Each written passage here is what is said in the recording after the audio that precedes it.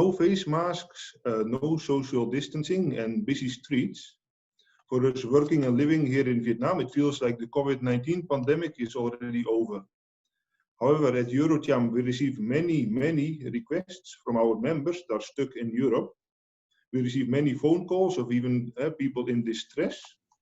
So, for example, I spoke with one of our members who is a director of a company in Ho Chi Minh City. He left for Europe on the 7th of March for a 2-week business trip. But where is he now? He's still stuck in Europe, and he hopes to fly back to Vietnam at the end of this month. If his flight is not cancelled again, he will probably be able to reach Vietnam, but he's not sure. At the same time, many of our members are here in Vietnam, and they are actually also eager to come back to Europe for family visits and business visits. And with all the information we share today, we want to inform both the people that are intending to travel back to Holland, back to Europe, and also the people that want to travel from abroad back to Vietnam. And so before I give the microphone to our speakers, I want to give you an overview of our agenda of today's event and also how to use the webinar software.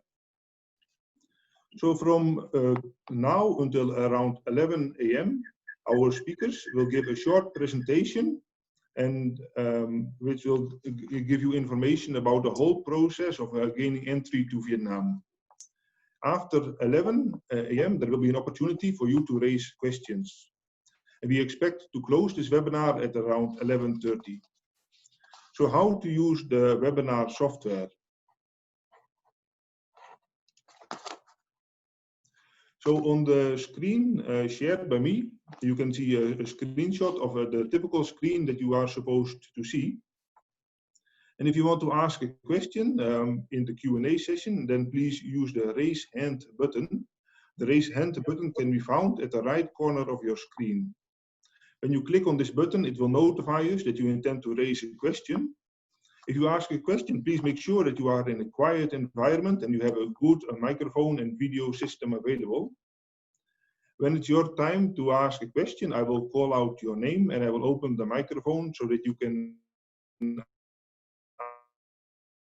ask your question and interpret it. If you are unable to speak, but you still would like to ask a question, then please submit your question in the chat function by submitting your question to EuroCham Vietnam. If you do not see the screen as I share here on the slide, then please make sure that you are in gallery view. And gallery view can be selected by going to the top corner of your screen and then click on view options and click on gallery view. Lastly, if you have any technical issues during this webinar, then please use the chat function to share your feedback with EuroCham technical support.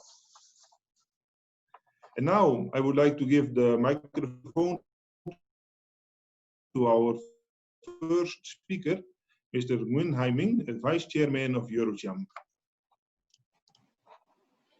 Thank you, Evert. Good morning, everybody. And my apology if it's a bit noisy from here because actually I'm in the airport. I will be sharing very quickly because I know that afterward we have a few speakers who has real experience on the field. So we have Laurent, we have William, and Stefano who already organized even the charter flights coming to Vietnam, and then we have Lufthansa as well. So from me, just want to share what we have been doing during the COVID-19 outbreak and what EuroCham is trying to support our members in terms of supporting policies or entry of experts. So during the outbreak, we got a lot of work done between EuroCham and the Office of Government, meetings including big seminars or conference, and also small roundtable meetings with the Office of Government, with the MPI, Ministry of Planning Investment, and with the business community, especially with VCCI. So a few main parts of our work. The first thing is support towards companies who are impacted by COVID-19. So most of our issues, I mean the members' issues, were submitted through our 17 sector committees, and we try to classify, and we try to believe.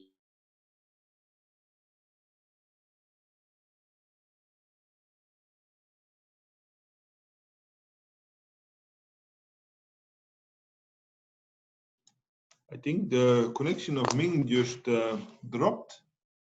Let us see if he can come back. Ming, can you still hear us?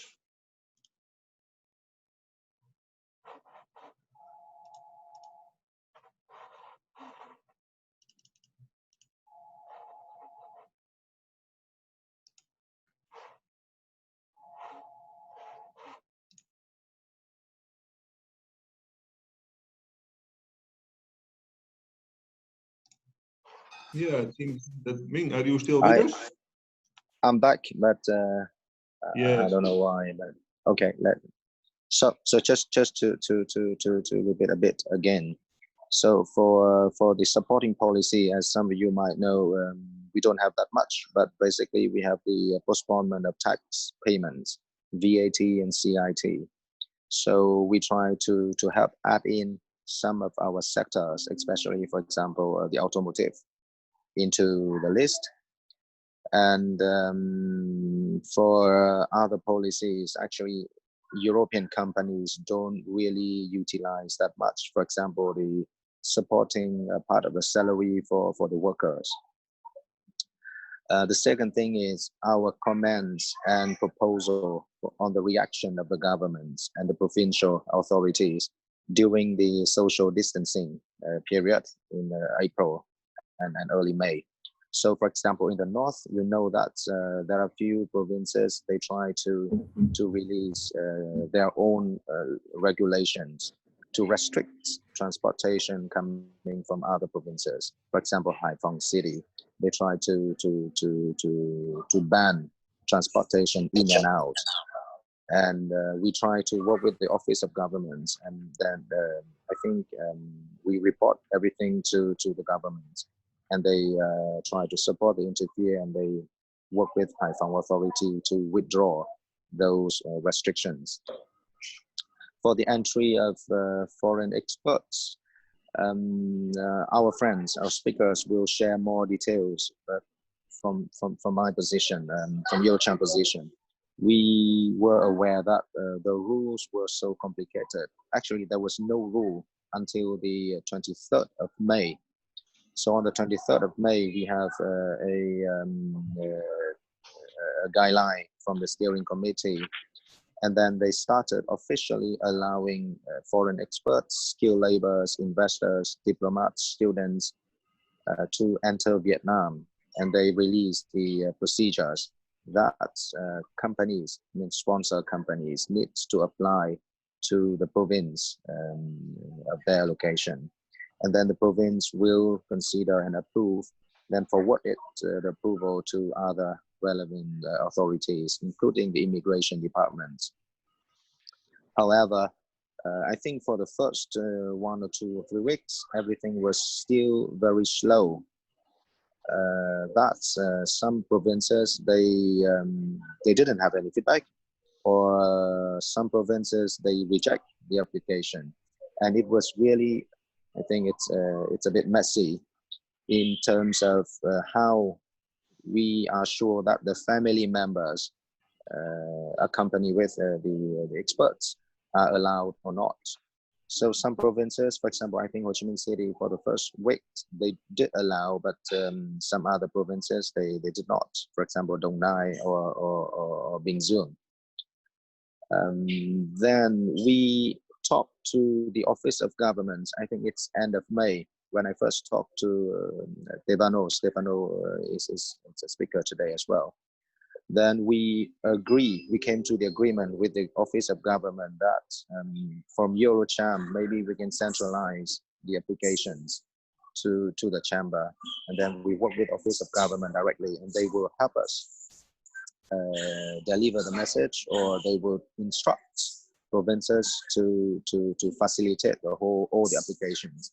Of course, all applications or all the entries must follow the Vietnamese rules on quarantine, and you know it's 14 days.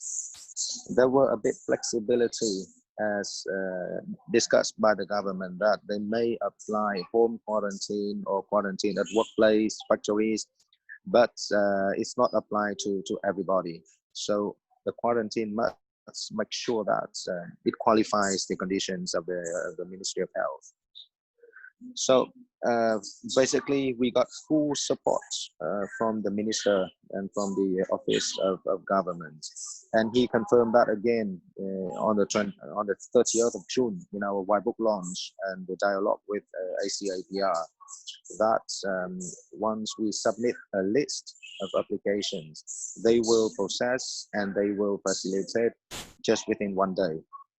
We say that we 1 day is maybe it's perfect, but for us for a few days it's still okay, as long as it's transparent and as long as they give full support to us.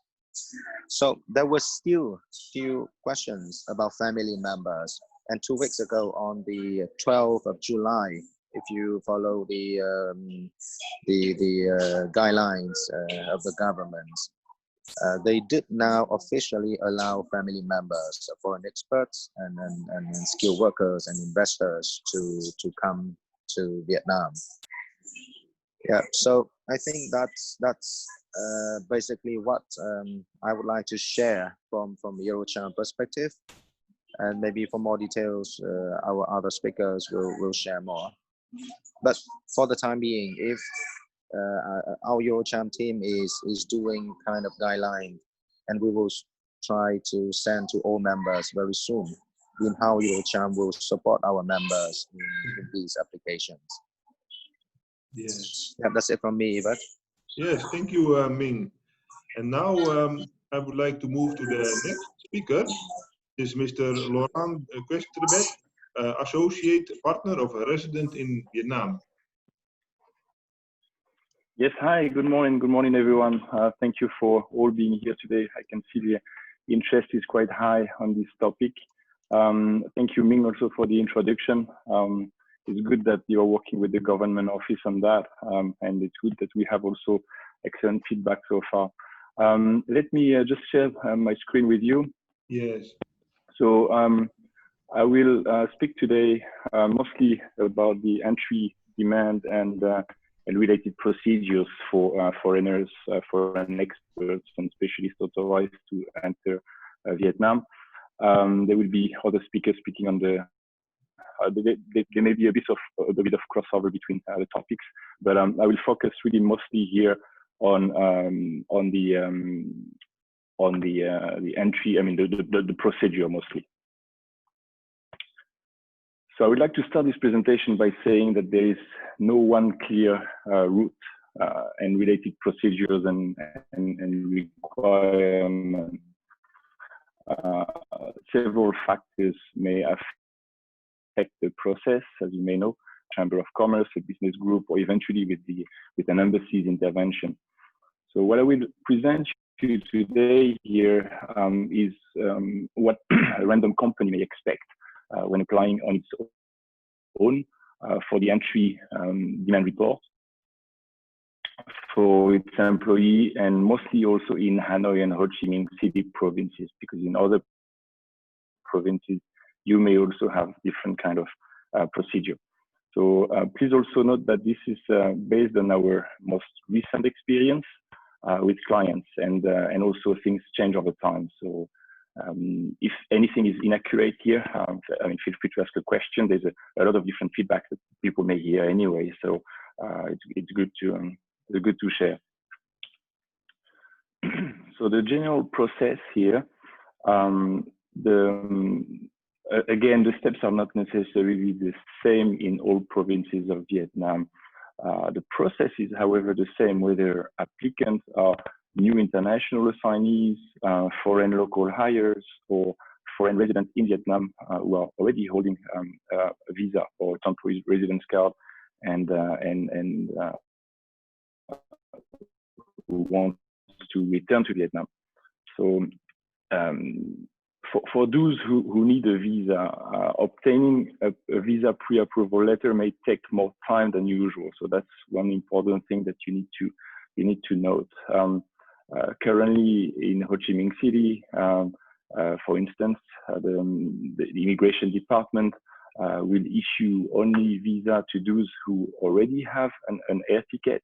Again, this may not be true for groups applications submitted all at once, arriving on a chartered flight, for instance.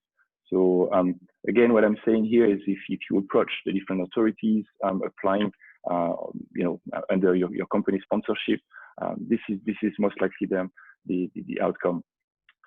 So typically the entry demand approval, the quarantine plan confirmation by the Department of Health, the confirmation letter from the health authority of the district where your traveler will be quarantined. Afterward, there will be the flight confirmation that you will have to obtain, the hotel reservation as well, and the coordination of the airport transfer, which is usually done by the hotel. And finally, the entry approval and an entry visa. I mentioned an entry visa because even though you have a visa, if your traveler already holds a visa, you still need an approval from the immigration department. So this is important to note.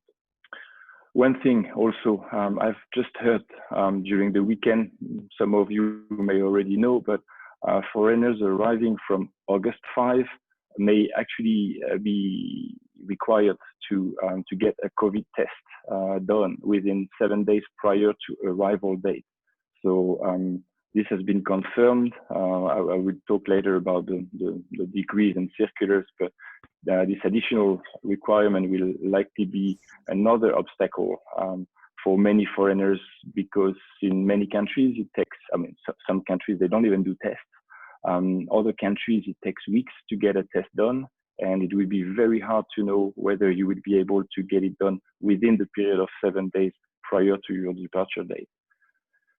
So again, finally, we hear different feedbacks and changes in the procedure do occur with new requirements from the authority with no or little notice, and there may be different. That the whole thing can jeopardize the travel plan. So again, there is no one clear route, but this is the general process by the government. So we move to the next slide.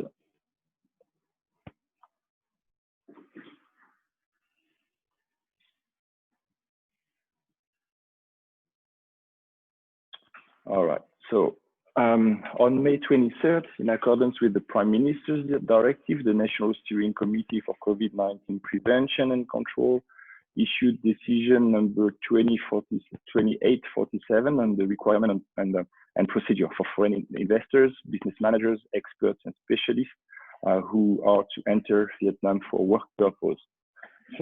Further to that, the week after that, in many provinces, the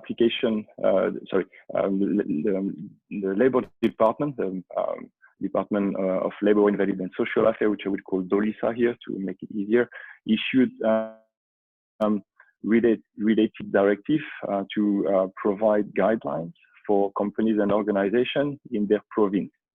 So there's been several documents issued by different provinces, more or less the same documents with pretty clear reports, templates, and letter templates to request entries to Vietnam for their foreign nationals. So on a regular basis, every 1 or 2 weeks, the provincial DOLISA has sent a consolidated list that combines all requests received from companies established in related province and submitted this consolidated list to the provincial People's Committee for approval.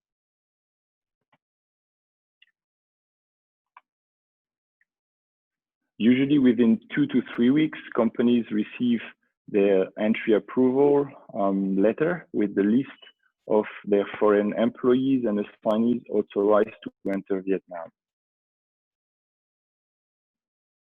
Finally, in Hanoi, the Department of Labor does not intervene in the process. So it's important to note again the discrepancies in the process in different provinces of Vietnam. So companies in Hanoi should send their request directly to the province, also about 2 to 3 weeks. Again, that may change over time. Some companies may have been able to obtain it within a week. Others after 3 weeks are still waiting for it. So it really depends. How about dependents? So it's important to note that in most cases, approvals from people's community have been granted to foreign experts and specialists only. From early July, in Ho Chi Minh City, approvals have been granted to family members of foreign experts and specialists as well, which was a good news because many families were actually waiting for that, given that it's pretty tough to, if it's only the assignee leaving the family abroad without knowing when they will be able to come, it make a clear obstacle for those who really want to come to Vietnam for work purpose. The thing is, despite entry demand approval for dependent, there has been also rejection by the immigration department. So it's not necessary that you have the approval that you will be, your dependent will be able to obtain the visa. So hopefully this will change in the coming time.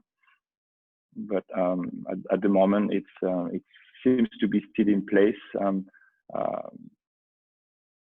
There's another thing also that I want to point out here is that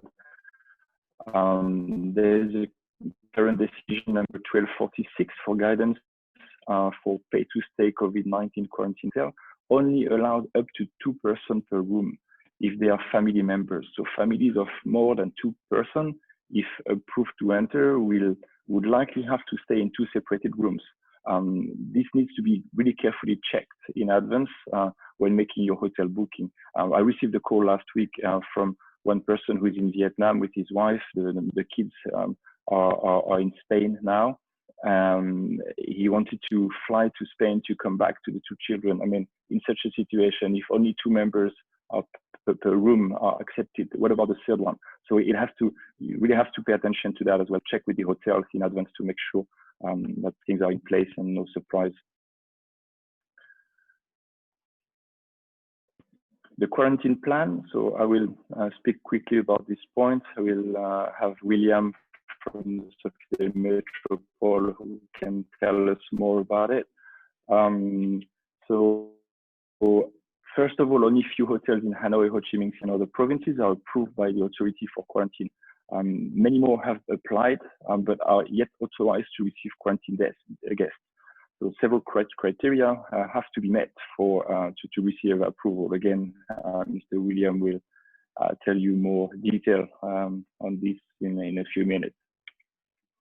There is no official list of hotels that you can book for your authorized business travelers. So it's mostly word of mouth through your contacts that you will be able to find hotels and call also the hotels. There's been a couple of lists that were issued by chambers of commerce.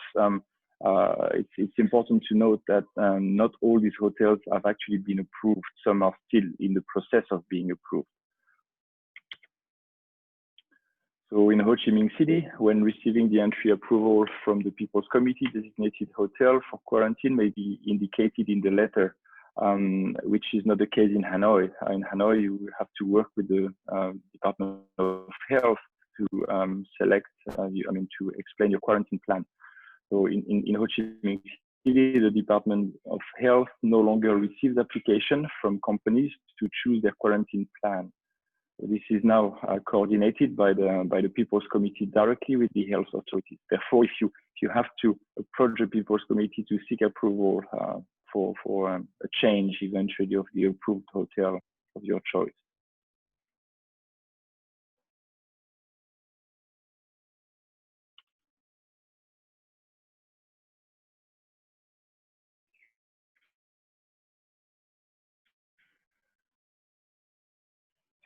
Okay, now the immigration approval. So as I said earlier, or not, evolved from the immigration department. Besides, I mean, I'm not going to talk about all the standard documents here, but the additional documents that are required typically is the approval letter from People's Committee, the letter issued by the provincial health department,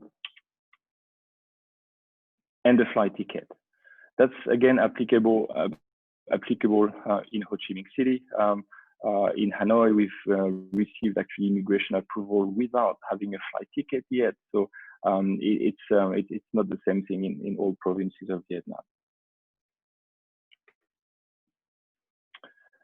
And finally, here is a slide to show you the different. I mean, it's for your reference. Again, EuroCham will share, will present there. But this is, I mean, all the most important dispatch and official letters that have been issued by the government.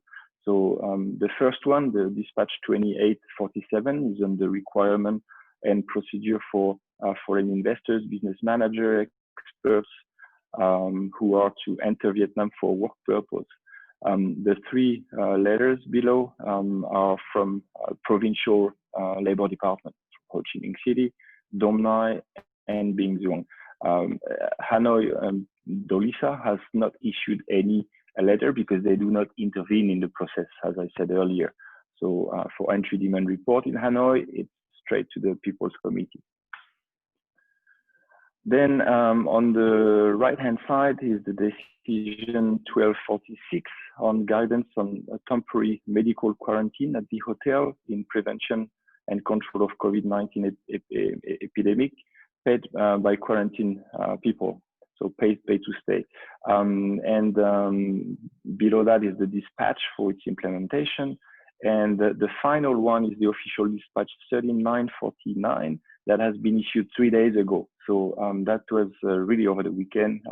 It came out on Friday. It's on the required test for travelers coming to Vietnam, which is again not a good news because getting a test done within 7 days prior to arrival date is quite challenging. There's also in this dispatch the requirement of medical insurance or a confirmation by the sponsoring entity in Vietnam that they would cover all the cost in case the traveler is affected by the virus.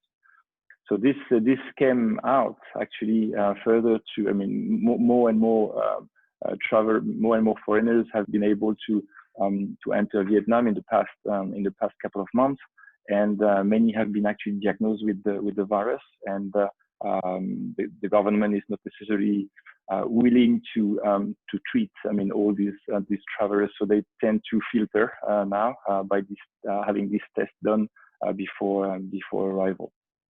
So that's about it for me. I will leave the floor to the next speaker. I think it's Annie on the flight requirement. Yes, thank you, Laurent. Very interesting. And indeed, this concludes the parts about entry permits. And now we come to the next step, which is indeed the flight. So, Ali, please start with your presentation. Yes. Hi, everyone. A big welcome. Thank you so much for joining the presentation today. So my name is Annie, and I'm the country manager for Lufthansa Group here in Vietnam. Let me know when you start seeing my screen. Yes, we can see your screen fully. All right, cool. So we can start. So today, I would like to bring to this ground 4 main topics. So let's go from the big pictures to the smaller one, and eventually in more details related to travel to Vietnam. So I want to start first with the glance to the industry of this year. Then we go into the new normal, which is the moment of flying now, and we talk about connectivity between Vietnam and Europe. And finally, some very specific information that you need to check before you start traveling. So I would like to present this year as a weather forecast chart. So we started the year not so well with the big storm called the COVID-19 that basically have grounded so many aircraft around the world, and the industry is forecasting to have a loss of revenue just on the passenger business side of 44% compared to previous year. And this is equivalent to 113 billion USD. And this storm just didn't stop after weeks and or after days. It continued actually until end of Q2 this year. So during this turbulent time, the industry has less aircraft flying, but it didn't mean that we didn't do anything. So different teams actually have set together in order to find our ramp-up strategy, in order to define new demands, also in order to find out actually new kind of product and services that will fit into this dynamic time of the whole situation. You have seen or have heard a lot of restructuring news going around because airlines around the world run into liquidity problem, and we seek for the support, the help from the government, or even going into Chapter 11. But however, we have seen really the light at the end of the tunnel, which means that the leisure and domestic travel is now recovering very fast. Continental traffic is slowly ramping up, and eventually we expect to see intercontinental coming back in Q4 this year. So we are actually at the moment at the new normal, which I'm putting here a few icons. I will talk more about it on the next slide. So just a quick recap, what is the new normal at the moment? You have flexibility when you start booking the ticket. Face mask is required everywhere. We have special sitting arrangement. And last but not least, the cleanliness level is upgraded to the next level. So the final thing you can see here is actually the sun. So this is like the sunny weather that we have seen last year. Unfortunately, the damage of the whole pandemic is so huge that we only expect to see the sun back shining is actually 2023. So 3 years from now. So now we focus a lot more into the new normal of traveling. So this slide will talk about what airline has changed in order to fit into the new normal of COVID-19. One thing that I can confirm is that flying is still the safest mode of transportation, not because of our super excellent in operations, but also now we have really increased hygiene measures. For example, now face masks and also gloves have become a part of the flight attendant uniform. Surface cleaning can be seen everywhere at every touch point, the moment you walk into the terminal to the moment you sit into the aircraft and get out. So what does a new normal mean for the customer? I'm talking now in the perspective of Lufthansa Group. But I believe that the industry have followed more or less the same step. So for the new normal, what's important to not having the spread of the virus is to really make sure that we have physical distancing between each other. Therefore, there are several things have been implemented. The first thing is that for us, we really avoid bus boarding because this simply make the distance between each individual so small and it might cause the spread of the virus. The second thing is that we also allow passengers now to check in additional piece of hand baggage. So meaning if you have a check-in baggage, you can also have now on top a free of charge piece of hand baggage to be checked in so that you can really minimize the amount of contact you have on board to open the overhead compartment and so on. The last thing is that lounges are still closed because we realize that those are the places that having the most people gather in such a small space. So once again, mask is obliged during the whole journey. So what have changed on board? So on board at the moment, the crew will hand out to you those kind of hygienic wipes. So those are very effective in terms of cleaning the hand and cleaning the items around you. And it's actually antibacterial and also antivirus as well.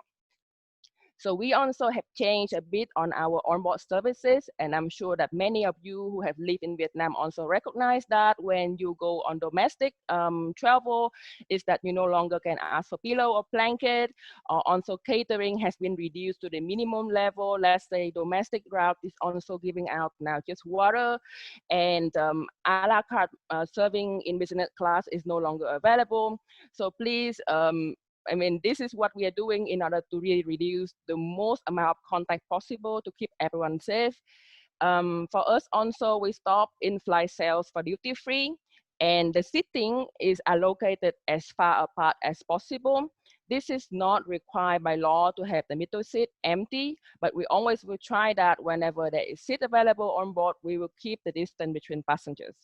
Once again, the reminder is to always wear masks when you are flying. So I have a lot of questions that if people are sitting together, let's say 300 people inside an aircraft for 2-3 hours, is it even safe to just to sit like that because we are using the same air? I would really say that yes, it is very safe because our aircraft is using this kind of filter called a HEPA filter. So HEPA stands for high efficiency particulate air filter. And those kind of filter can remove not only just dust, but also bacteria and viruses. And we change the entire air inside of an aircraft cabin once every 3 minutes. So the frequency is extremely high. And when you're sitting in the aircraft with the mask on and the most least contact possible, the air inside the aircraft is actually flowing on top to bottom. It doesn't really go on the vertical direction, but actually from top to down. So meaning the air is actually to you only.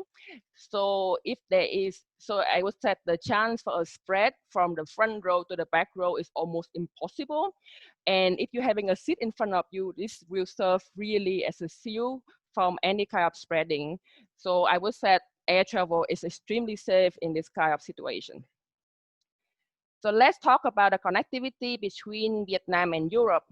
At the moment, it is possible to travel from Vietnam to Europe, but it's remain limited for the inbound traffic, as Lauren had mentioned before. I categorize now the options you have into 3 different groups here. You have a commercial flight, which is still continue flying from Vietnam to Europe. At the moment, the non-stop option is basically not there because Vietnam Airlines is the only non-stop carrier at the moment. We have now only other carrier, which is more or less our own indirect flight, meaning you have to fly via somewhere. You have the choice of flying Lufthansa Group via Hong Kong to Europe, or you also can choose other via area, for example, Singapore, Doha, or Dubai. We have another option, which is called a freighter flight. So freighter is the combination between a cargo freighter only aircraft, but having also the passenger capacity on it. And those freighter operation is actually available in Hanoi to Frankfurt, I think once a week on Friday. And last but not least are the famous charter flights. So those need to be organized by either company or even by travel agency or simply dealing directly with the airlines. So, but the charter flight, if you want to deal directly with the airlines, actually depending so much on the amount of demand that you can guarantee and also with the permit that we can receive from the government. So the one last note for this slide is that if you actually in the group who can have the permit to do the inbound flight into Vietnam, it is important to actually let the airlines know in advance because we have to do a check with the CAAV, which is Civil Aviation Authority of Vietnam, on the status of the passengers who can go into the country. And by doing that, then we can actually proceed to your check-in and getting you a seat on board and so on. But if we don't get actually advice in advance, then this is quite hard to accept the passengers on board and go into Vietnam. So last thing is about how, I mean, what need to be prepared when you start traveling again. So I have a lot of questions, what should be checked and so on. So I decided to put together this checklist. So just 4 points here. It might be more than what you need to check, but this is like the worst case scenario. So I just put really on the information that you need to check in advance so that you can be really sure that when you actually have done all of this, you can start flying. So first of all, you need to check with the consulate and the embassy of the respective country that you are traveling to in order to make sure that you're gonna get the visa or the entry permit. Secondly, you need to look into different flight options, but really please pay very special attention into transit rule, which means the via point or transfer of terminal. Why am I saying that? It's because there are certain special rules for different nationality, and it is so dynamic that you really need to check carefully, because sometimes for certain nationality, for example, here in the Southeast Asia, having a Philippines passport will not allow you to fly via the Emirates, for example. Or starting on the 1st of August, you need to be careful when you're starting to also fly via Emirates, because they will need you to actually also show a COVID-19 test. And since Vietnam is not doing this as an official document, it will not be a possible via route. And another thing that I have also from passengers who want to fly to Vietnam, let's say they are going from the Middle East, arriving in Frankfurt in Terminal 2, and they need to change to Terminal 1 to fly to Vietnam. You need a visa to Schengen area, and it's not easy to get it now. So the third thing you need to do is to purchase an air ticket, but also please check with the airline if you need to do a reconfirmation before the flight. This is not applicable for only airlines, but there are several airlines are doing that at the moment, including Lufthansa Group. And if you did not do your reconfirmation before your flight, your ticket will be canceled. And when you are at the airport, it will be a kind of a big surprise that you're no longer having a seat on board. Last but not least, preparing for the medical certificate and also the COVID test. And I will talk more on the COVID test possibility later on the next slide. So how can people actually acquire a COVID-19 test or certificate? This is according to what I know at the moment is that in Vietnam, there is no commercial service for COVID-19 testing. You can still acquire a paper called the fit to flight paper. So meaning the doctor will check on possible symptom of COVID-19. And if you do not have that, they will issue this kind of fit to flight. And as I know that the Hospital of Tropical Diseases in Saigon is doing that at the moment, and I'm sure the similar service can be also found in Hanoi. And in Europe, as Lawrence was mentioning, that the new rule came out and people might be required to have a COVID-19 test in Europe. I have a quick fix solution for that, is that in our hub airport, Frankfurt, Munich, and Vienna, you can get a quick COVID-19 test, and the result is delivered to you between 3 hours to 6 hours. So the result can also be sent to you actually when you are flying on board to your email. And the price is depending so much on if you want to do an express service or not. I would say Frankfurt would be the cheapest location to do this, because you have the 59 euro fee. But then for other airports, it's more expensive, and also it can also incur with the midnight charge or the weekend charge as well. But those are the locations that you can find the booth or the medical booth that doing the COVID-19 test. And after this webinar, the presentation will be sent out to you, and you click on those name with the underline here. Those are the link to go read to the full information of those services at the airport. If you would have any other question, you can always write me an email. My email is really on the front page of the cover of the presentations. So and that by it for me. Thank you, Anli. Very interesting information. And of course, after the flight comes the quarantine. And since I assume that most of us are not a diplomatic passport holder, which means that we have to find a place to do quarantine, we need to find, of course, appropriate accommodation. And for this topic, I would like to invite Mr. William Hendrikman, who is the general manager of the Sofitel Legend Metropole Hotel here in Hanoi.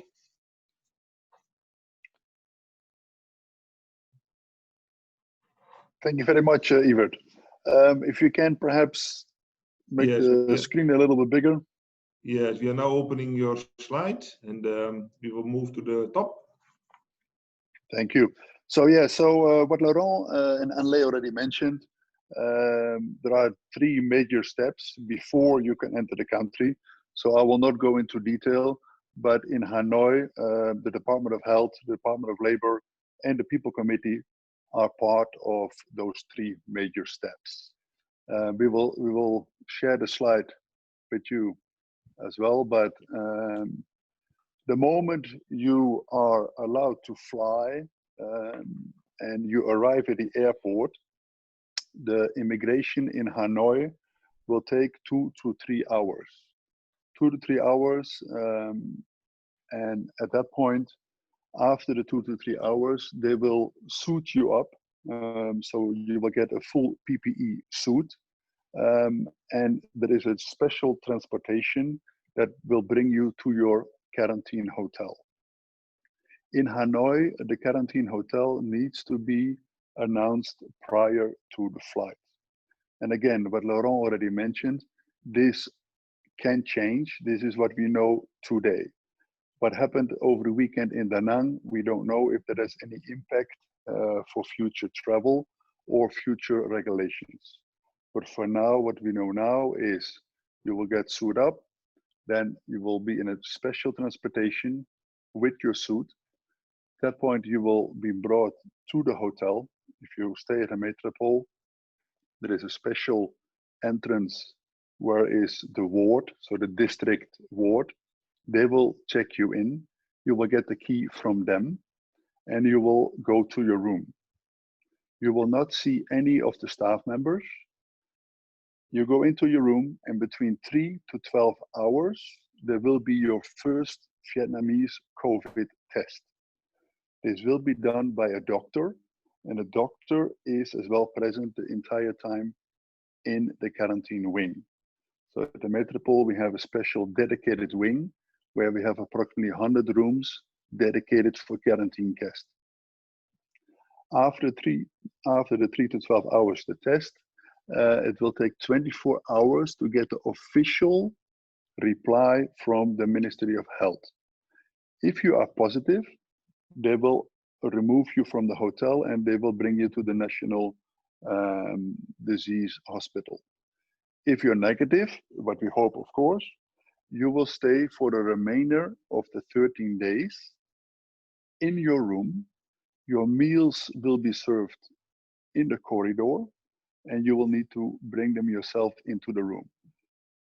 I have a dedicated team of employees working on the floor with a constant 24/7 connection with all our guests. We have special packages.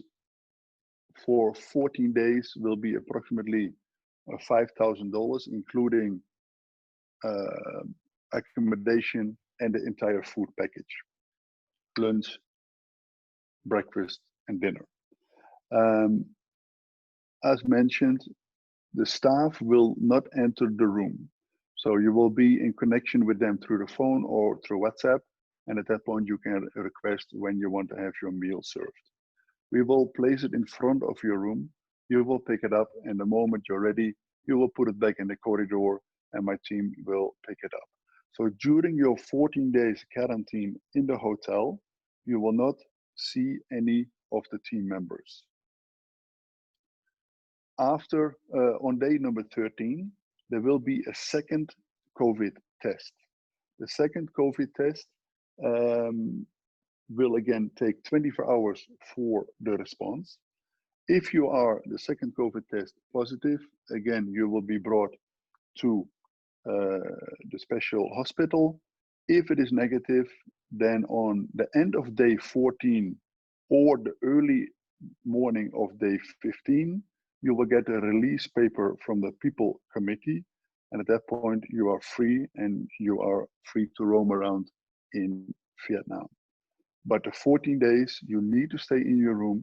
There will be special patrols on the corridors and there are special cameras. So everybody need to stay in the room. You cannot walk on the corridors. You need to stay in the room. So that is a little bit from A till Z, from Laurent, and then airline and the hotel. Thank you, William. It's very interesting to hear your information and also indeed about the process of arriving from at the airport and then to the hotel to finalizing the quarantine. And then the last speaker is maybe the most intriguing of all. It's Mr. Stefano Marielli, who is the Chief Representative Officer of in Southeast Asia for Tenova. And Stefano, please start with your presentation. Okay, so thank you, Bert. So I would like just to relate to our experience in taking our supervisor expert here into Vietnam. And so, Tenova is a company active in the mining and metals industry. We have presence worldwide. So we had some cases of from different parts of the world, and we needed to take into Vietnam our technical supervisor engineers to finish some project that started before the COVID. And so we needed them nearby our customers or our suppliers to finalize. So we had already two cases. 1 month ago, we got a group of experts from Italy, and 3 weeks ago, another group from Tenova, Canada. And in next week, so this very week, we have another person coming from Italy through the charter flight organized in collaboration with German, Italian Chamber of Commerce and other Chamber of Commerce. And the flight will depart the day after tomorrow from Frankfurt. And then we will have also next week or within the next 2 weeks, another group from Tenova, Australia. So we all organize, I'm talking about the experience of the two groups that already arrived into Vietnam. And I would like to tell what was the procedure once they arrived here. And so also to say a little bit more about the real experience of people arrived here. So we organized charter flights. In the first case from Italy, a direct flight from Milan into Saigon with Bamboo. And in the second case, for our group of Canadians, they transited in Seoul, in Incheon Airport, so where a charter flight organized always by Bamboo flew from Incheon into Ho Chi Minh City.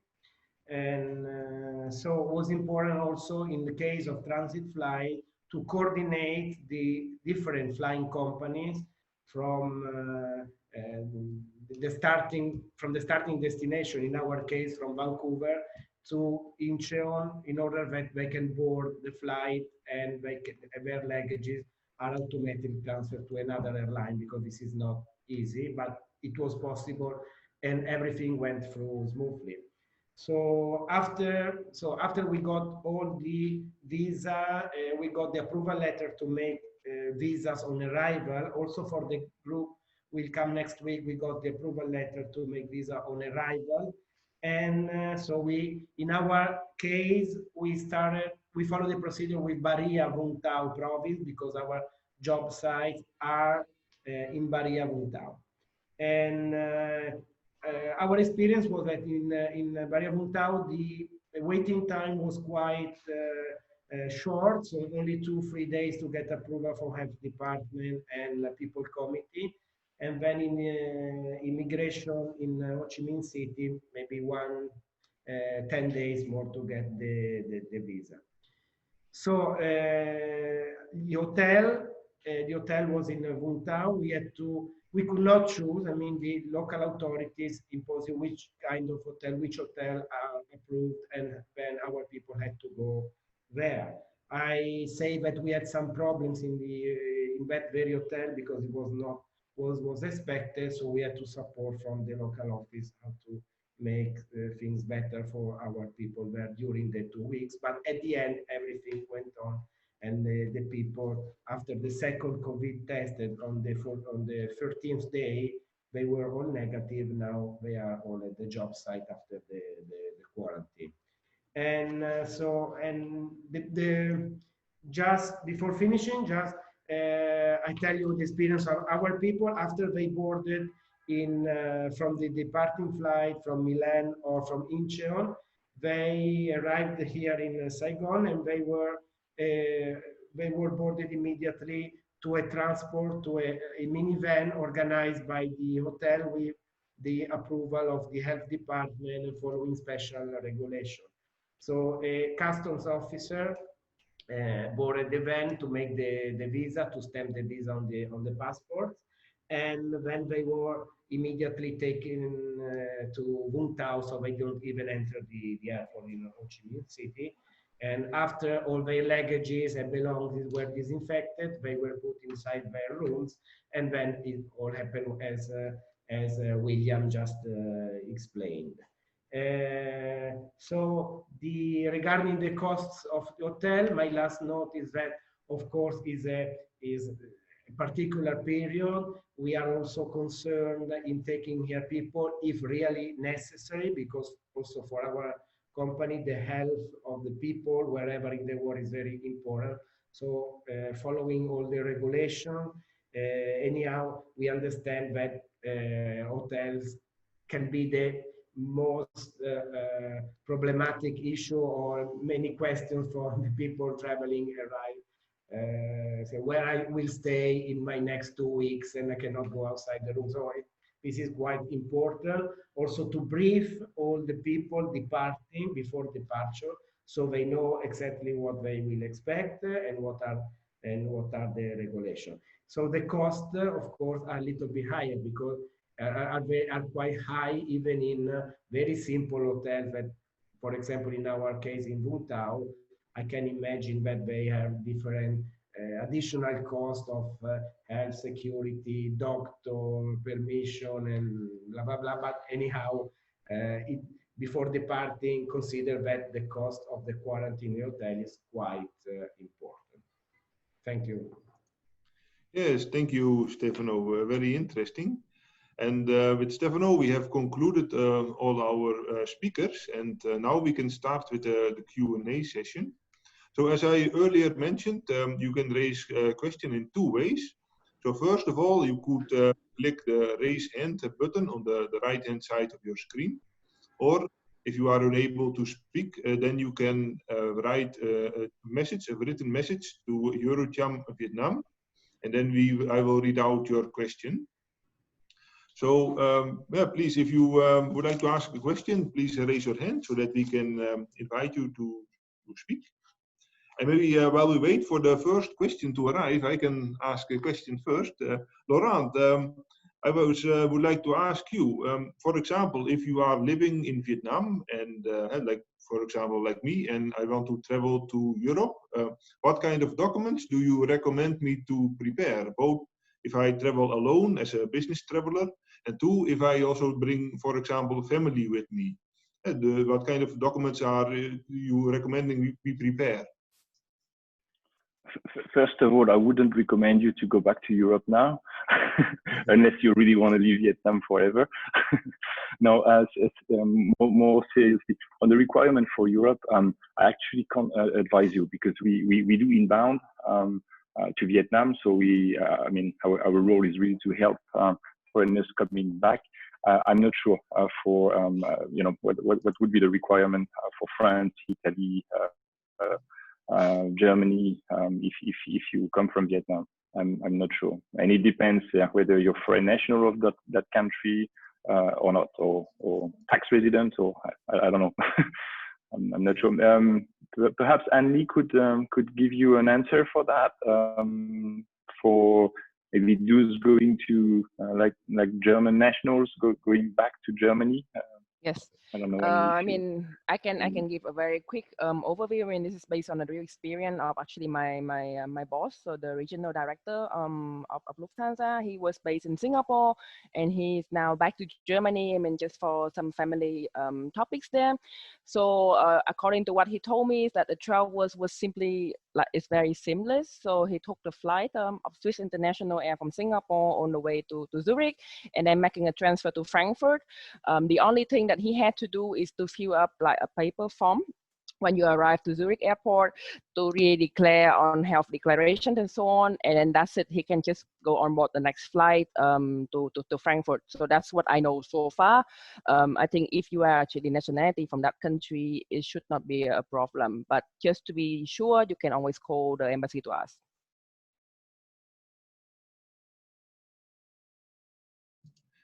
So, okay, so Daniel Stutz has raised his hand. So, Daniel, please ask your question. Hello, can you hear me? Yes, we can hear you. Yes. So my question is the following. I have my wife, who is also a business owner in Switzerland at the moment, and she trying to get her back in here into Vietnam. Now, the problem that we experience at the moment is that approval from the People's Committee was possible as a business owner, but we struggled to get an airline ticket that was necessary to get the immigration approval because the airlines request the immigration approval. So it was a typical catch-22. So my question to you, maybe also to Lufthansa, to Anne-Lee, or how do you plan to do that? Because what I realized is this was pretty difficult to solve. How can I get a ticket without getting the immigration approval first, and the other way around? You want to answer it, Lawrence, first, or I should just say about the ticket part first? Well, first of all, to book a ticket, you don't need a visa normally. So that's indeed a requirement from the immigration department in most of provinces now, where you need to have an air ticket before they give you entry approval, and before you are able to get the visa pre-approval letter. But Daniel, hey, it's me. Oh, sorry, yeah. I just want to ask a question, because I think in your case you don't need visa, right? You both, your wife has a resident card in Vietnam already. Yes, yes, correct. But she also went to she has a temporary residence card, but also she got an approval from the people committee. But where we then, as a next step, struggled was to get an airline ticket. For the airline ticket, I think it will be no issue for us to issue a ticket for you, really. But just about the flying part, because for us, we are flying via Hong Kong. So you just have to let us know so that we can coordinate actually with our partner airline. In this case, it's Cathay Pacific, to really make sure that they will get your wife on board and on the way to Saigon. So, I mean, just drop me an email later on if you need any support on this case. Okay, thank you. She's on the German flight now. If this is failing, or if this is going to fail, I of course will drop you an email. Yeah. Thank you. Okay, thank you. So the next raised hand was from Tran from Perfette van Melle Vietnam Company. Okay, hi everyone. You can hear me, right? Yes, we can hear you clearly. Yes, great. So we have a case. Our HR director, she's having her daughter. She's in the Philippines, and the HR director is now in Vietnam. So she would like to get her daughter back to Vietnam because the school has been started. So I'm wondering what kind of documents that we need to prepare, or how we can apply for this case. So maybe this is a good question for Laurent. Yeah, well, first of all, again, there will be a need for People's Committee approval. So that's really the first step you have to do. So your company should send a request to the People's Committee for the daughter of your director. I'm not quite sure whether a dependent may be able to obtain the approval, without a main applicant, I would say. So it is possible that your director has to fly to the Philippines to pick up her daughter and come back to Vietnam together. Again, I'm not 100% sure on that, but again, the first thing you have to do is anyway seek the People's Committee approval. Okay, thanks. And then further procedure will be again, the choice of quarantine, air ticket, and all that. So yeah, I expect quite a long process. And once again, I wanted to really highlight the fact that immigration approval is still required for residents. So you hold a visa, you hold a residence card, you still need approval from the immigration department. And this approval may not be granted in some provinces if you don't have an air ticket. So that's very important to keep in mind. Yeah, and for me, I will send as well a 19-page document with all templates of the papers that we need to fill out for Hanoi. I will share that with Evert. So if anybody wants to have them, please contact Evert or EuroCham, so we can send you the 19 page document with all templates and all departments that you need permits. Yeah.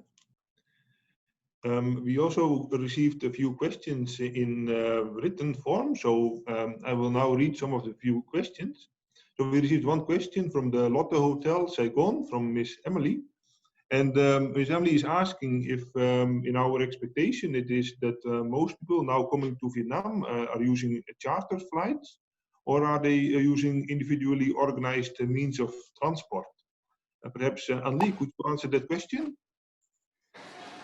I would say they're coming in with own kind of flight that I was mentioning, commercial or the freighter aircraft or even the charter flight. So it's just depending on how they organize themselves. But I would say a charter flight at the moment is the one that is bringing the most people to Vietnam. Yeah. And then maybe a follow-up question is also from Matthias from Deep Sea. He's asking what are the options of commercial flights in Vietnam? Because since a couple of days, Matthias does not see any more commercial flights to Vietnam anymore. Maybe I would like to speak to you directly in this case, if your microphone is working. I'm just wondering, I mean, what kind of routing are you checking at the moment for the commercial flight? Is it from Europe to Vietnam, or how is it like? I'm currently in Hong Kong at this moment. Mm-hmm, yeah. So pretty close to Vietnam, but I have the same experience as coming from Europe. It's difficult to find any commercial flights to Vietnam. The first ones that are scheduled now are there in September, but these are the same flights that were there in August but have been canceled before. So I'm just wondering what the best way in, if any, überhaupt in Vietnam. So I mean, I can only answer on my company information, because this is what I know the best, is that we have been always consistently flying to Hong Kong. So we have flight from Frankfurt and from Zurich directly to Hong Kong. And after that, to go to Vietnam, you connect with our partner airline, which is Cathay Pacific. They fly 3 times a week from Hong Kong to Saigon anyway. So the flight is always there. I know it might be tricky to try to find them online, but that's why I would always also suggest passengers to just contact me directly, because sometimes airlines at the moment are revising schedule once every 2 weeks, because it's depending so much on the dynamic situation. So sometimes you see that the flight got removed and not yet go into the system again. So it would be actually best to just contact us and check. Yeah. But maybe Anli, to add a little bit to Matthias, because indeed many of our members have the same questions, that they saw an announcement for a specific flight or a specific schedule from a commercial airline. For example, a commercial airline is announcing flights in August, but then a few weeks before that, they are cancelled. So how can the members make sure that when they book the ticket, the aircraft is also departuring? Unfortunately, I mean, I know from my side is that it really, I mean, once one is actually on the system, it meaning that we really want to fly it. But if something has changed in the regulation that require a mass cancellation or even canceling the whole flight, we will have to do that. But what I can advise is that when you really book the ticket, let's say you choose to do it online, please always make sure you have all the information input inside your booking, for example, your email, your phone number, because the airline should be the one actively contact you about the cancellation and try to arrange something else in the future for you. So this is the thing that I can advise, really. Yeah. Okay, thank you. So we got one question from Evelyn from the Heus company. And the question is it possible to have family members enter to Vietnam together with the expat? Does the provincial government already accept it or not? And how about the approval from the Prime Minister 2 weeks ago to accept family members to enter into Vietnam together with the expert? From when is this applied? So Ming or Laurent, would you be able to answer this question? I can share from our view, and then Laurent can share, I mean, the reality. So in fact, the first instruction, I think, the instruction dated 23rd of May did not mention about family members. So in reality, provinces have applied their own way. So it's not consistent. Some did agree, did allow family members, and some did not. However, we did have verbal confirmation of the Office of Government that they will allow family members during that time.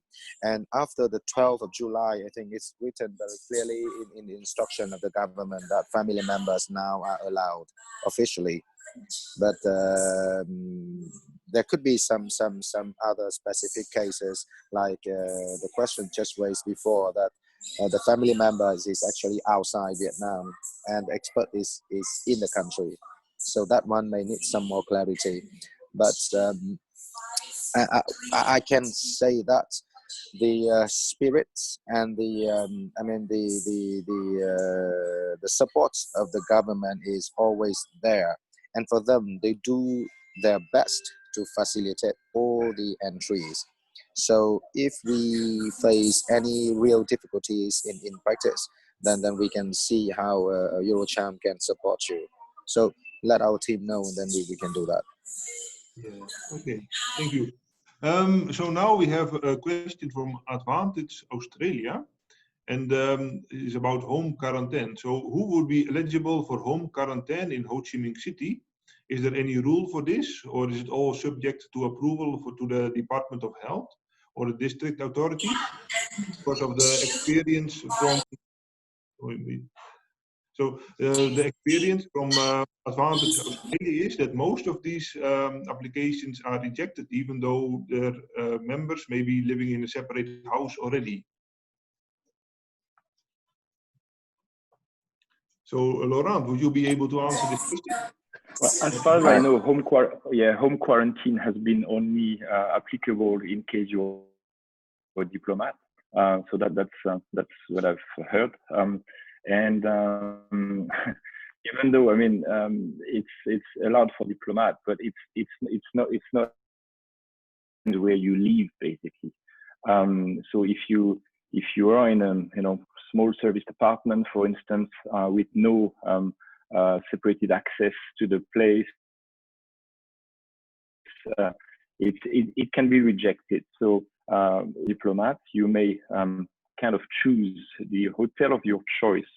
Not all of them will be accredited, approved to host you, but more will be than if you are a random traveler. So many service apartments in Taiho, for example, in Hanoi, would receive requests from diplomats and be able to confirm, while they would not necessarily be able to do it for a normal guest. But if you live in a house, if you live in an apartment, condominium, it's very unlikely to get the approval to stay in your home. So it really depends where you are. Yeah. Okay. Thank you. I just want to add one quick comment, because as you know, after during the white book launch and the dialogue with ACIPR, the minister made it. He confirmed that quarantine could be at home or at workplace or at hotels, right? So they do facilitate the most for applications. And then afterward, I got a lot of requests and proposals from our members, including our board members as well, and all asking for home quarantine. So let me clarify here again, and Laurent was right. And afterward, I also talked to Minister of Office of Government again, and to confirm that those options are actually available. And in reality, there are some cases they can do home quarantine. But yeah, mostly diplomats, and that case is not that much. Not so many cases are really allowed. So most practically and pragmatically, I think let's think more about quarantine at hotels, because the home quarantine is, one of the conditions is the house needs to be a bit separate or remote from the crowd, and whatever you quarantine yourself, the health departments will have to check. So they do have to have people to check on that. It's not only just we lock ourselves at home, then it's fine. Yeah, okay. Thank you, Ming and Laurent. So we have a question from Jean-Marc from OptiSmart Consulting. And he mentioned that he saw in the slides of Anli that intercontinental flights are supposed to be restarted in Q4. But how realistic is that? Yes, so the Q4 thing is actually the first flight is more on the global forecast. So that's where we put Q4, but really for Vietnam, it really depending so much on how Q3 gonna end and how the government gonna revise the whole flight permit actually for on the commercial airline. So. And then one more question from Evelyn from the Huis. And she mentioned that the Huis has 4 expats on the charter flights, which is organized by GBA from Frankfurt to Vietnam, departing in 29th of July. And she's asking if her company has to prepare the procedures for the People Committee, Health Department and Immigration, or does GBA arrange this? Maybe Ali, could you also share with her about this? Maybe if you have your speaker on, can we exchange directly on this? Hi. Hi, hello. Hi. Yes, we can hear you. Yes, just a questions, right? Because when you register for this flight from GBA, I think the team has sent out also an information package to you that I think there was several documents required, right? And if the passengers do not have yet the visa arrival to Vietnam, this will be taken care by the team. I think this is what I would understand so far. Because they only send instruct us how to prepare, like send the visa, the passport, and also COVID testing in the Frankfurt airport, and the time and the package for the tickets. But we wondered how other procedure in local government, whether they have any problem when they arrive to Vietnam, and we haven't done any local procedure like this yet. So, okay. Have you replied to the email of the team? Because if not, then you can just send me an email. I can help to follow up with this. Okay. Would that be okay? Okay. Because now when we communicate with them, only one way instruction from them, and when we send the email to them, no reply at the on time. Okay, then just send me an email. Maybe I just type my email here. I just type it for everyone in the meeting anyway, because then drop me an email. I will follow up on that. Yeah. So. Can I say something, please, if you? Yes. Yeah, because I have a passenger on this very flight departing the day after tomorrow from Italy, and of course we had to do the visa procedure before in the past weeks. So we got a visa approval letter already. Otherwise, I don't know how he can board. They can board. Yeah. Well, I cannot, of course, speak on behalf of the organizer of the flight, but as I understood that that's how I understood is that the flight organizer also will take care of the entry permit for those that don't have it yet. That's what I understand, that it's going to be like an exemption, exemptions for visa on arrival. So that's what I understand as well about this flight. But if there are further questions, then maybe just drop it to me and I try to see who can actually answer it to you. Yeah. Okay, so the next question is from NNTB, so not a name, but the question is, our company was sent documents to the Labor Department in Ho Chi Minh 1 month ago, but until now we did not get any approval letter. Does it mean that they have rejected our application? Maybe Laurent, would you be able to answer this question? Yep. So I believe it's still in progress. That's what I would do is to go back to the Department of Labor and ask what about the application. As per our experience for our clients, whether in Ho Chi Minh City or Hanoi, it took in average about 2 weeks, 2 to 3 weeks to get the letter. So it made to the Labor Department asking about the status of this letter. Yes. Okay. Thank you, Laurent. One question from Stado. What is the expected time frame we need to get our travel to Vietnam organized? So how many days does it take us to prepare all the documents? Yeah, that's the question. Maybe I can express a little bit. Can you hear me? Yes, we can hear you, Staro, and also see you. Yeah, okay, good. My question is, this is about a new investor, and they know all these rules and regulations. So they are preparing and considering the time frame they need to get somebody down there in Vietnam, and then later on also other people. So it is more or less for the first person, and then right afterwards probably more people. And hopefully the procedure will be a little bit more smooth and easy and faster when the second and other people come. But my first question is for them, how long would it take from start preparing till getting down there in Vietnam, which they really look forward, of course. All right, yeah, let me maybe answer that. So I would say it really depends which channel, which route you use. If you are working, for example, with EuroCham or GBA on a chartered flight, where the chamber can assist with the entry approval, with the immigration, visa authorization, which can be for visa on arrival. It can be quick, but you need to be on this listing. I think there's quite a long waiting list now, I guess. If you are working on your own through all the letters required from the People's Committee, from the health department, depending where you arrive, and the quarantine plan, and then book the flight.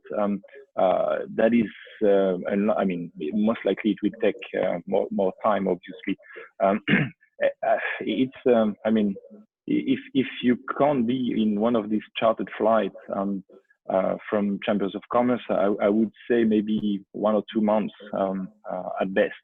And again, that really depends on the situation, depends on the flights, because that's currently the biggest challenge. Prepare all the documents. Yes, it's a heavy burden, but it's doable, and we see no rejection, and it doesn't take that long. Again, 2 weeks for the pre-approval letter from People's Committee. Then afterwards, immigration. If you've got everything, it's pretty fast. But the flight is really the issue today. There's so much uncertainty on the flight, and a lot of things depend on that, such as the visa, for example. So, but what is important is you can already start with all the paperwork. Absolutely. Prepare your paperwork, that you have your visa, that all the paperwork is done, and when the flight is there, then you can hop on the flight. But if you wait for the flight and then prepare your paperwork, then you are too late. So it's better to prepare already all the paperwork. Yeah, it's important to know there is no expiry date on the approval letter from the People's Committee. So you should do that. That's really the first thing I recommend, is to obtain the entry approval from People's Committee. Once you've got that, you may enter 2 months, 3 months later. That will still be valid. The visa, however, it's quite different.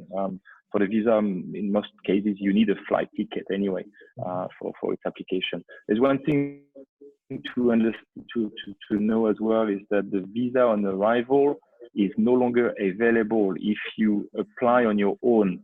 So as Stefano said earlier, for his group, chartered flight, visa on arrival for all travelers, because it was submitted all at once. But if you are an individual submitting your application, a visa on arrival will not be possible, which means that the immigration department will issue a pre-approval letter for visa to be endorsed at the Vietnamese embassy where you're from. And this can take a little bit more time as well. So that's just something important to note as well. Thank you very much. Probably best off to make them a member of the European Chamber first. Good idea. Yes. So the next question is from Tran, from Perfetta van Melle Company. I think it's a question for William. So the question is, she would like to ask about quarantine accommodations in Ho Chi Minh City. Of course, there is a metropole in Hanoi, but she would like to know if there are any good quality hotels in Ho Chi Minh City that are also having the license as a quarantine accommodation. Yeah, so in Ho Chi Minh, from our core side, we only have the Ibis, and this is in District 7. But there are 2 resorts, and Laurent can give a little bit more information about that one. There are 2 resorts outside of Ho Chi Minh that have as well the license. There is no official list from Ho Chi Minh currently available, but we are with EuroCham, we are trying to figure out to get that list so we can share them. But yes, there is 2 resorts outside of Ho Chi Minh, and we have the Ibis in District 7. Okay, thank you. The next question is from Mr. Nam from PEA Vietnam Company.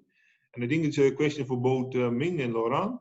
And the question is, how long do you think that this process will be changed to a process that will be more easier and more transparent in order to obtain the permit and quarantine, to fulfill the requirements for permit and quarantine? Well, I don't know, because the situations keeps changing every day. Huh? Yes. But as I said earlier, at top level, it's still kind of spirit of facilitation. So yeah, we try to be supportive as much as possible from the chamber's position. But we don't know how they could change. Now if you look at the rule, it's quite clear already now for the experts, for the skilled laborers, for investors, and for family members. So now it's quite clear. And for me, I don't expect that the governments will have to clarify much more and more, every week or so, because of the inconsistent applications of all the provinces. Because not only this issue, but all other issues, we see a big gap between the instruction of top level and the implementation of provinces. But if we can have more inputs from members, then we will know how to talk to the government and to get more instruction on that. Yeah, I think the more people who come to Vietnam, the more experience provinces we will have, and I guess the process will be a bit clearer and hopefully faster.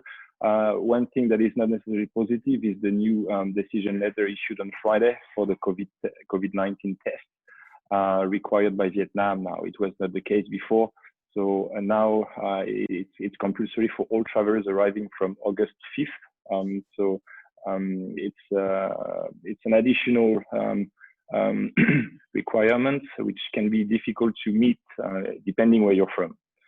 But like, let's say, I don't know, in Frankfurt, apparently you can do it at the airport, which is fine. If you're coming from France, it takes a few weeks before you can get a test done. The labs are overloaded. So I don't know if they have this facility at the airport or not, but definitely for some countries, they won't have that in place. So that kind of makes the things more complicated. But overall, I would say, like Ming said, it's better and better every day. Just a month ago, a month and a half, it was even more uncertain on all the approvals and everything. So let's hope for the best. Yeah. Okay, thank you, Laurent and Ming. So a follow-up question from Mr. Nam from PEA Vietnam is, for entrance to Vietnam, all permits, documents are quite complicated and also time-consuming. And do you expect that it's a smoother process if you hire an agent? And secondly, which agent would you recommend for this service? So yes, that's of course a bit of a chicken and egg. Okay, Laurent, Ming. So who's fighting now to be the best agent? Not really, but we have Laurent from Resident Vietnam here, so he's doing the service. And of course, he shared already all the difficulties he has to face, and his clients as well, right? From the chamber, because we talk to the governments, and I think if we can centralize somehow to the chamber, then it's more, it could be a bit better for members. But at least you still should have an agent like Laurent is what is doing for all the paperwork that you need to prepare in advance. From the chamber perspective, we just help to centralize the contact point, to summarize your information, and then we facilitate the contact for you. So government level, they will issue some instructions to provinces. So we speed up the process, but we don't do your papers. No, so, and if you stay in Hanoi at the Metropole, we can help as well with the documents. So there is as well an option. But at that point, of course, you need to stay at the Metropole, and then we can help you.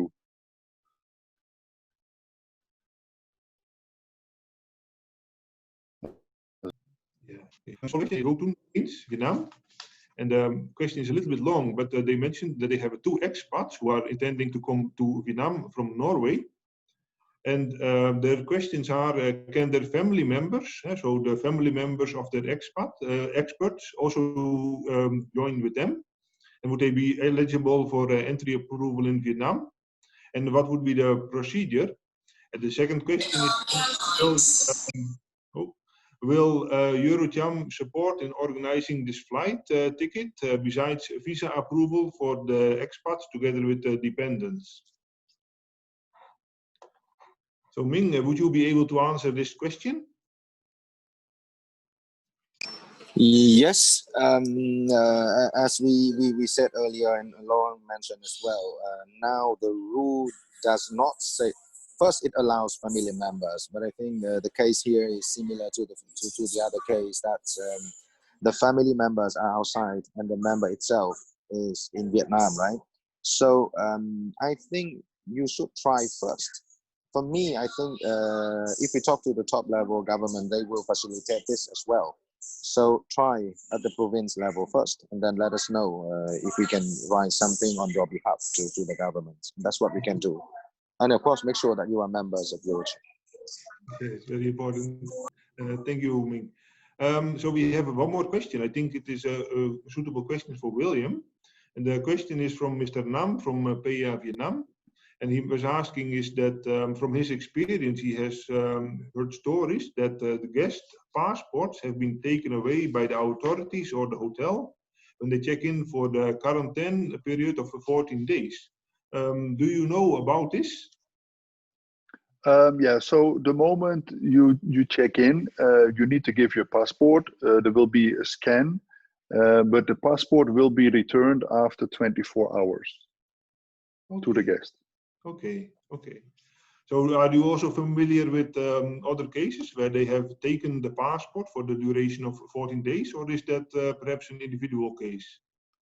No, I think that was the case when they were quarantined at a military base. At the military base, and it was in the beginning. On a military base, I think they take the passport, but in the hotels, we only take it for 24 hours to register it at the ministry, and then we return back the passport. But I think the military base, indeed, they keep the passport. Yeah, okay. And one more question from Mr. Nam is that can a transport from the airport to the quarantine hotel, such as Metropole, be arranged by the hotel separately for the guests? Because they had experienced that authorities forced all the passengers in a common bus without proper social distancing. And do you also have an updated list of quarantine-approved hotels in Vietnam to share? Yeah, so the transportation, we can arrange it, or we can arrange it for you, but it is possible that at the airport, they put everybody in the same bus, but social distancing at that point can be a problem, but everybody is in a PPC suit. So everybody is completely suited up from top to bottom. So social distancing is still in a suit. If there is only 1 or 2 persons coming to that particular hotel, there will be only 1 or 2 people in the van. So the transportation is per quarantine destination. So if it is perhaps a cheaper hotel, perhaps more people are in one bus. Mm-hmm.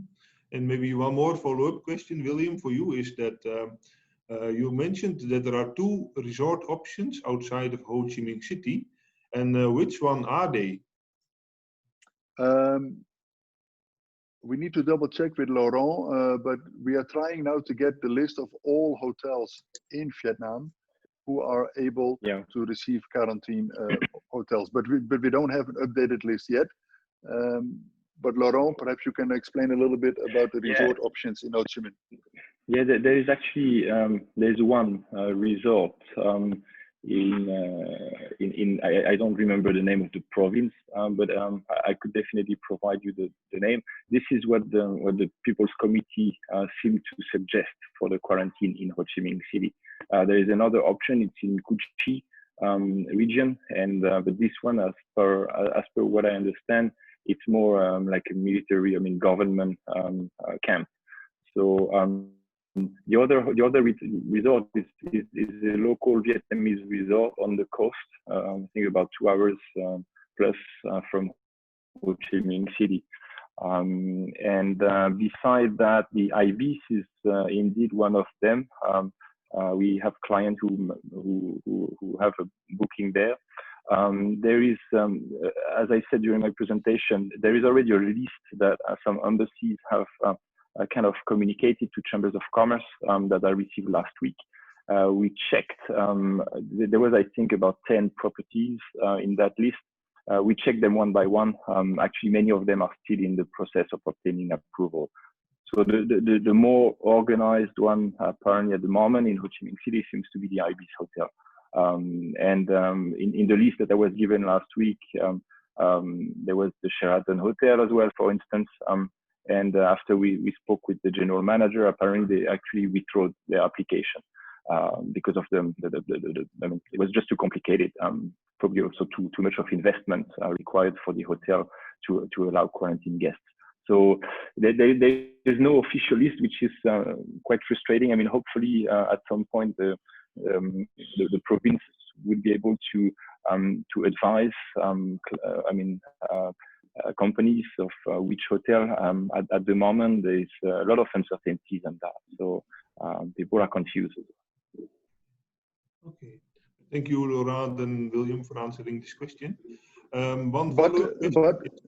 But the safest bet is to book, yes, at a renovated chain hotel. So I know that other chains are trying to get as well the permit, but at the moment, yes, in Ho Chi Minh we have the Ibis, and in Hanoi we have the Metropole, who are really equipped for and can provide as well all the services for the 14 days, including proper nutrition and everything. Yes. We have one more question, is about accommodation, and the question is, we are a family of 4, and as Laurent mentioned, the requirement of 2 persons per room. So I guess it means that we need to have 2 rooms during the quarantine time. But is it possible to move between those 2 rooms, or are we not able to see each other during those 14 days? Or is the hotel able to set us up in a family room so that they can all be together? At the moment, there's only 2 people per room. So yes, at that point, you will not see each other for 2 weeks, except if there is a connecting room available. But that needs to be double checked before arrival. But at the moment, they say no, the need can only be maximum 2 people per room. Yeah.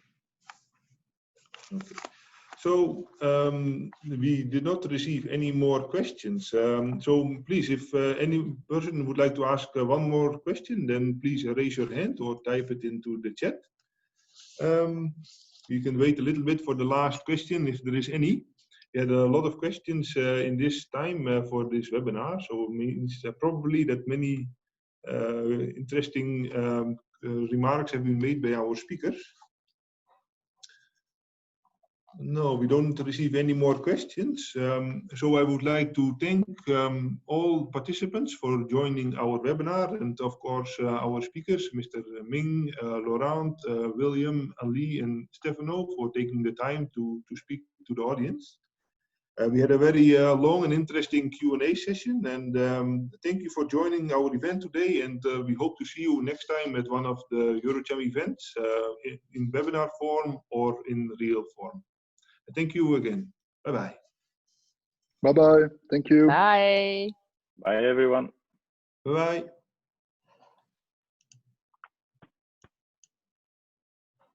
Oh.